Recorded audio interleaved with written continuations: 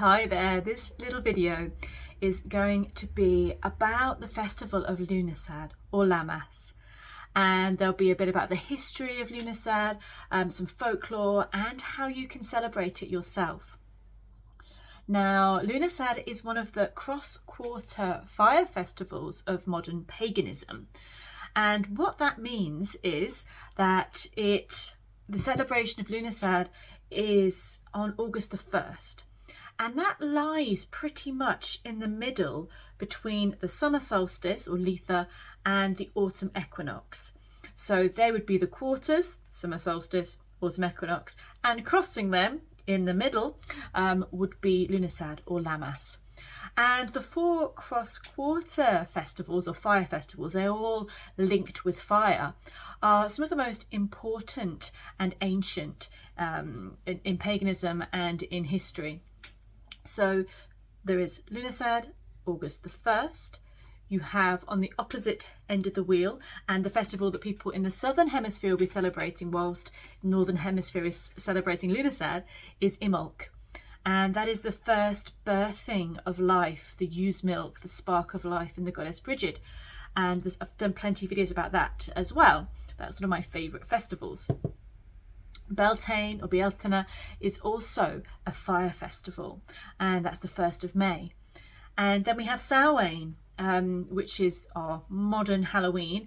And so Samhain is the eve, so that's the 31st, and November the 1st is often celebrated as the Celtic New Year, or this festival of the dead. So we have these four cross-quarter days which are steeped in folklore, mythology and stories and magical ways in which today we can practice. So grab yourself a cuppa. Yes, I am peaking a bit soon by having my Halloween mug out. To be honest, sorry, happy Meowloween. But to be honest, I've had this out all year round. Grab yourself a cuppa of something lovely and let's look at how we can celebrate Lughnasadh and how we can be in tune with the seasons and the movements of the year. So, as mentioned, Lughnasadh is celebrated on August the 1st, and it is the first harvest that we are celebrating. So here is my corn dolly that I get out every year at Lughnasadh, and the celebration of Lughnasadh is the first harvest, the harvesting of the grain. So if you can, somewhere nearby, or you can go on a little drive and find a field where you can harvest your own little bit of corn, or find your own corn sheaves to put on the altar or to make a little dolly with, or you can make different things with the corn. You can be creative, we'll come back to that later. Then to take a little soupçon, little mini bit of the corn, and having that on your altar is honouring the season, it's honouring the first harvest of the grain. It was thought to be unwise in Irish traditions to harvest the grain, the corn, before Lammas or Lughnasadh, because it would be, again, peaking too soon. It would be showing that maybe you've not got enough to go the whole year round. So it's traditionally the time when you can imagine everyone getting involved with this harvesting and the obviously hard work, especially if it was nice and warm and sunny, which right now in Britain it is not. You can imagine that everyone getting involved in the harvesting, it being a full community experience, and then the celebrations after it would also be riotous and huge, because this is the time of the shifting power of the sun god or the sun king. So the celebrations of Lughnasadh, I think I was reading somewhere, I'll try and put the link to where I was reading it, that there was, you know, in a character dressed as a great he-goat, and there'd be lots of sort of running around in like Pan and Cynninos way style activities with very hilarious and sexual connotations, so around the village at Lammas, Lughnasadh. So there is this feeling of sexuality, of power, of masculine energy, and of living your fullest before the corn god, which is John Barleycorn here in Great Britain, in England, is sacrificed. So hence we get films like The Wicker Man, as Edward Woodward going on about your crops won't grow. The idea that there is a sacrifice at this time of year is an ancient one.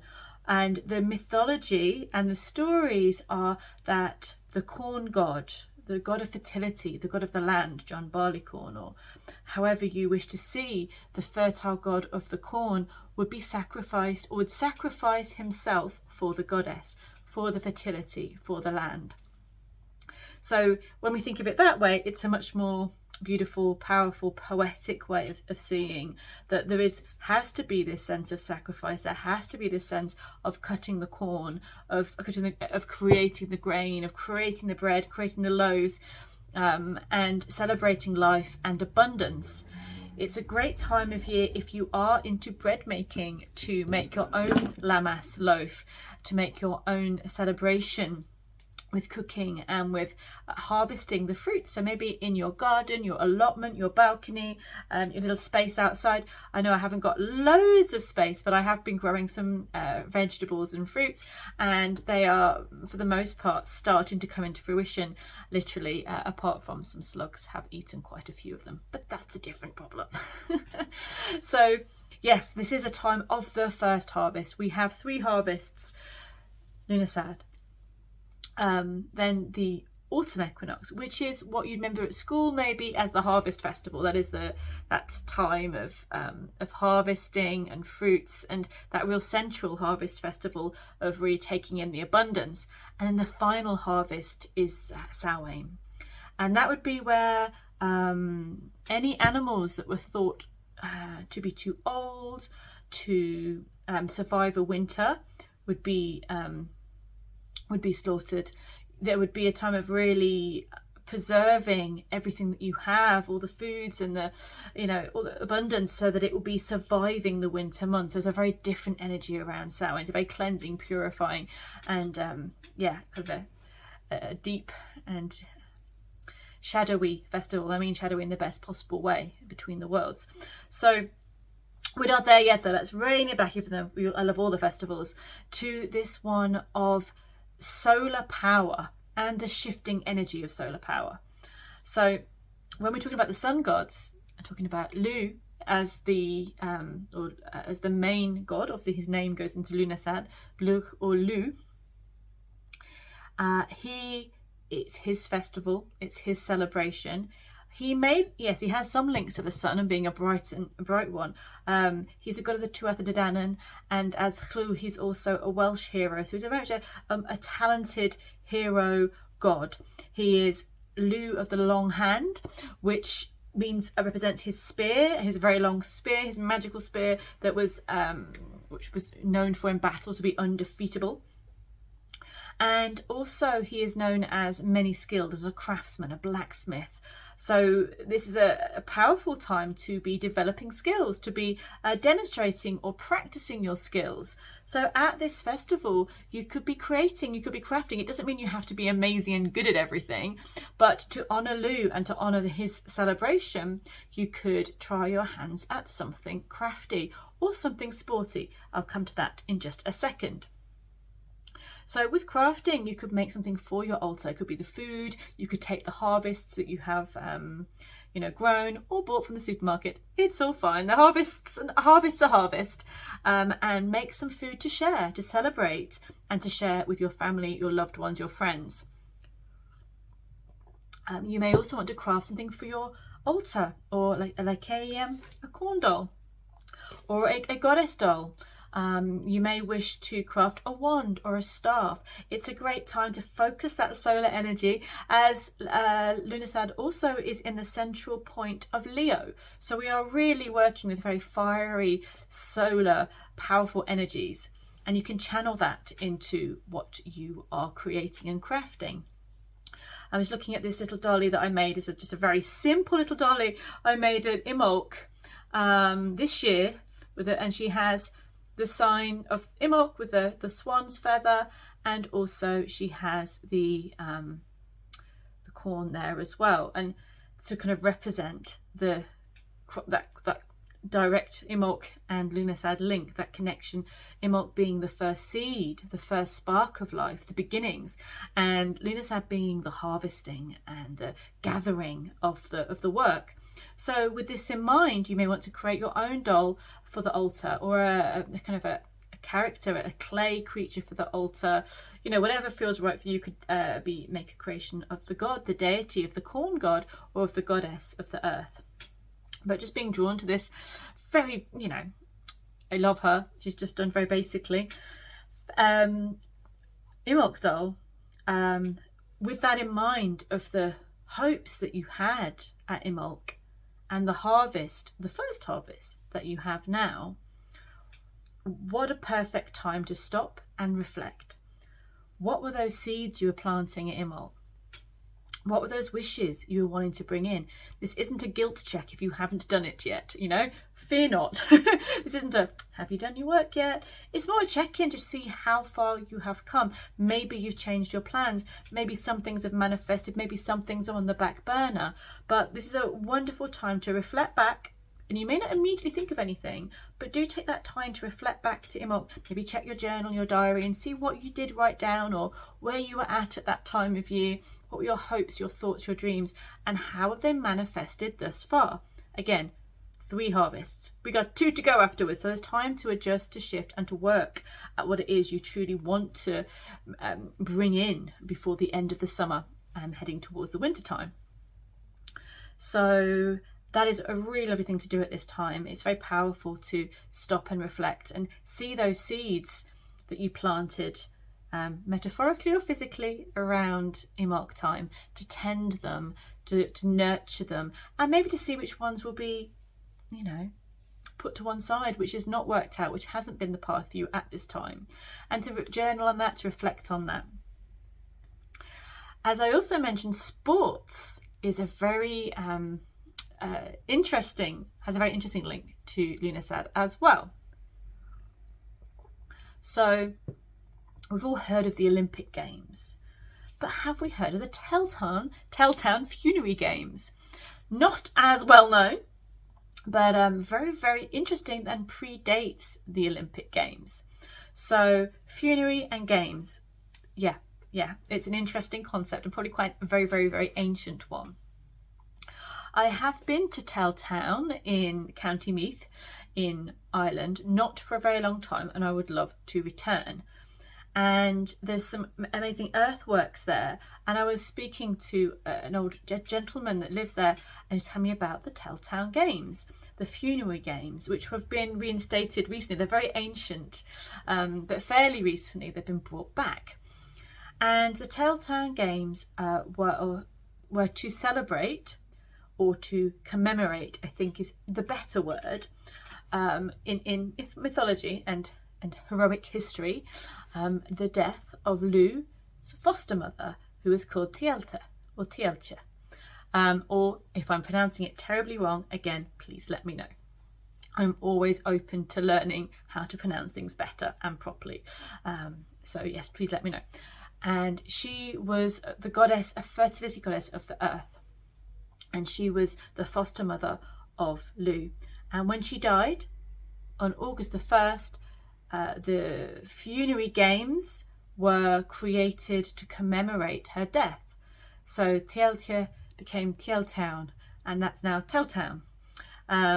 So we've got that beautiful link with the goddess of the earth, the fertility goddess of the land, a goddess who went through a big journey herself of transformation, that's for another day, and cared for Lu. And it's interesting that we often celebrate at this time the death of the corn god to the goddess, but in this way we're sort of commemorating the death of the goddess by the god, by a solar power.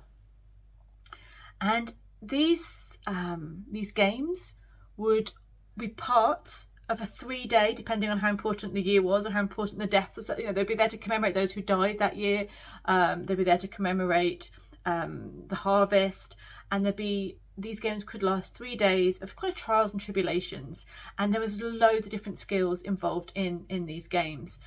And I also at this kind of meetup, there would be things decided. There'd be laws, a bit like an all thing in Viking, in Viking culture, where the tribes would gather for big events, or the kind of the different communities would gather for big events. And usually it's summer times, because it's easiest to get people to travel. there'd be local things, and then there'd be the all thing where you'd have to have representatives from each of the communities to come in, where laws would be read, where marriages would be arranged, where there'd probably be a lot of drinking, feasting and celebrating. And this is that sort of energy that I'm sure people would be coming from miles around to hear the laws being spoken, to hear, to experience the community. To marriages were arranged there, but they were given a year and a day to see if they worked. So you're arranging marriage, and also commemorating those who died, and taking part in the funeral games as the entertainment, and also proving who's the most talented warrior, etc., etc. So this was, as I mentioned before, predated the Olympic Games, and is very much linked to Lughnasadh. So if you want to kind of get sporty, or to celebrate, to connect with our loved ones, to get together as a little tribe, and to have that contrast of, this is a time of sacrifice, this is a time of knowing that something has to die to create life.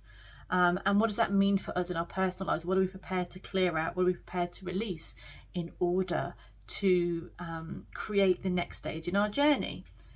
All too often we're not going to be directly, maybe we might be, but not directly linked to the produce of our food.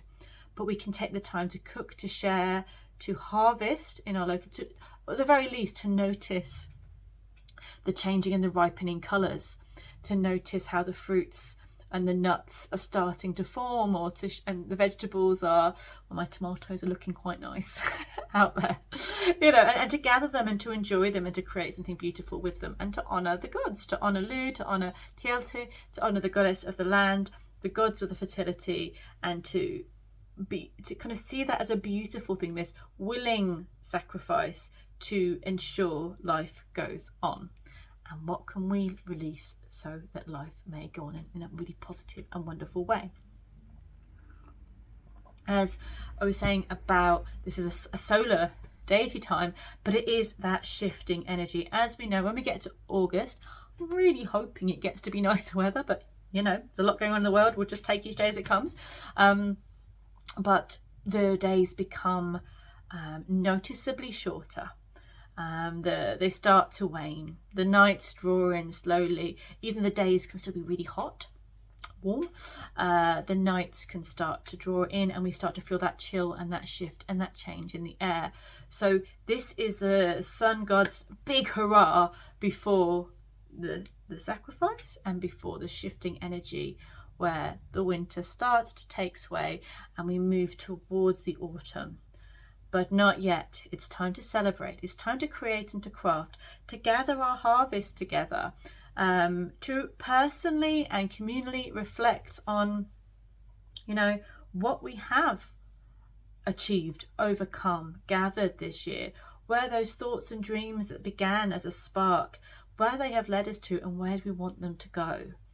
Have some time, if you can, on August the 1st to journal down, or maybe put on your altar a kind of a gratitude bowl of everything that you've accomplished this year, things you're really grateful for, and light your candles and your incense, put the fruits there, and have saying a big thank you, because it's also this year in 2023, it's going to coincide with a wonderful full moon. It's a super moon month, so we've got 2 full moons in August. So we're going to have a full moon in Aquarius on the festival of Lughnasadh. So it's an amazing time to really bring in that energy of where we've come this year so far, to create some sacred space, to put our gratitude, what we're proud of.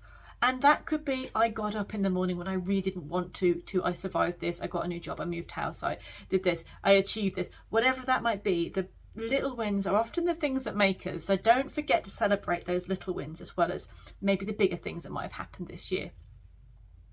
And maybe put them in your cauldron, in a bowl, write them down, and give thanks. As you give thanks to your food, give thanks to the gods for all that you have harvested this year so far. And it's a good time to refine and to use that energy of Leo to, I think, big up your plans and goals and dreams, and then start to work on what's important for you as you move forward. So I hope you enjoyed this video, and there'll be more. I'm going to hopefully weather permitting, do some vlogs around Lughnasadh as well. But just the most important thing is you just take some time for yourself to reflect, to walk on the land, to notice. I was noticing the other day quite early that the farmers who are out harvesting the corn is because the weather's been so naff here, so they had to take those sunny days a week ago and quite recently to harvest when the sun's out. But notice the harvesting that might be going on in the fields, notice the changing colours. I was walking earlier and saw the apples in the orchard slowly reddening, and just notice what is coming into fruition in nature and in your life as well. So wishing you a magical, beautiful, gorgeous Lughnasadh, and if you're in the Southern Hemisphere, immortal blessings to you. I hope that you have a blessed harvest, and I will see you all really soon. Bye.